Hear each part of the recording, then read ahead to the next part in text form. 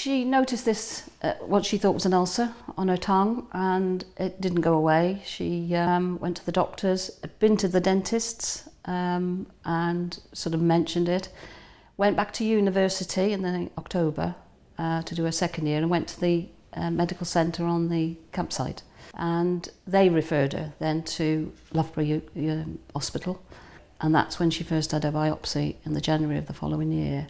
And then she was actually diagnosed. We were actually told the diagnosis in the February. She went into hospital and had an operation. They took part of her tongue away and thought that was going to be it. But she was referred again to say it wasn't all clear when it was tested.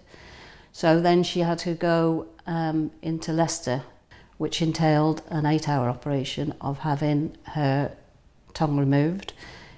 It was reconstructed with a flap from her arm.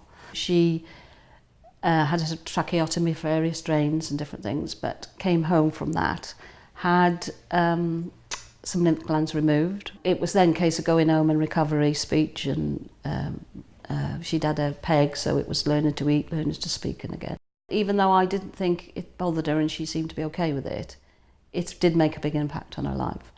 And what she found particularly difficult was how she woke up and she'd gone into surgery as a normal 19-year-old young lady, and she came back with tubes and all sorts. And the biggest thing that really upset her was the tracheotomy. And not only had she sort of been disfigured, she'd all felt as if she'd lost her own voice, and she found that particularly difficult. It changed her, and she was always going to carry that stigma of the cancer. She could see her scar first thing in the morning, and it was a constant reminder to her. The second time she had it, when she had the bone, when it came back in her bones and her lungs, that's when she had again another operation on her back. She had a vertebrae removed and a plate put in. She had a rib removed, and then she had radiotherapy, and then she had the chemo, a very intensive form of chemo. So the second time she had it, this treatment and that was a lot more intense, a lot more debilitated, if you like. The first one was very quick. It was in operation and a recovery, really. To be honest, I was in a state of shock both times. I think the first time when she was initially diagnosed, it's just unbelievable. And you don't know how you're going to cope. You don't think you can cope, but you have to. You hear people who have cancer and they say how strong they are and all. There's no other choice. There's no other choice. It's sink or swim. The cancer takes over your life, but it gives you a format. So you just do that and you haven't got too much time to think. It was twofold really, because she was so strong. It made you strong. You couldn't do anything but be strong because she was coping.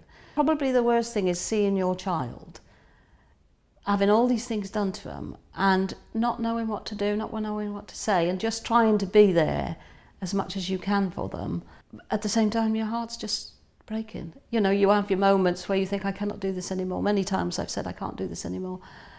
But you have to get up and you have to go again. Which is why this, to me, is carrying on from it being supportive to Claire. It gives you a purpose. You don't want...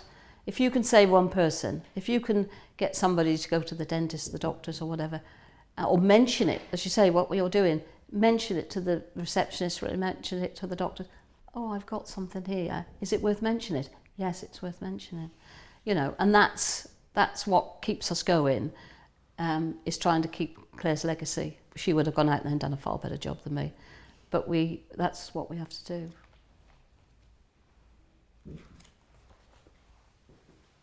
When she was first diagnosed, she didn't know what mouth cancer was. None of us knew what mouth cancer was. She never ever smoked. I mean, she was 19, she was at uni, she had a drink, but it wasn't, you wouldn't call it drinking to any extent. And she wasn't promiscuous or anything like that. So, you know, even after we had the initial shock of it being a mouth cancer, you couldn't relate it to anything. You know, you couldn't relate to it, well, it's because she's done that or because she's done that. Well, I just think it's it just doesn't seem to be out there, this mouth cancer. I mean, even with the smoking, you know, it's all about your lung cancer and your drinking with your liver. There still isn't a mention that you can get a mouth cancer. This is something that really quite upset me at the time, that she actually had dentist appointments and actually mentioned this ulcer. And that's an opportunity that it could have been picked up. You know, you go and have your eyes done, and they can look for, and we all know that they look for diabetes and all that sort of thing. It's an opportunity for them to pick something up that somebody doesn't even know they've got. And even up to now, I can still have conversations with people and say, are you aware? Are they telling you that they are looking for a mouth cancer? A lot of people don't even know that's perhaps what the dentists are doing, or that it's there. And it just seems, for the sake of a conversation, that people could be diagnosed so much earlier.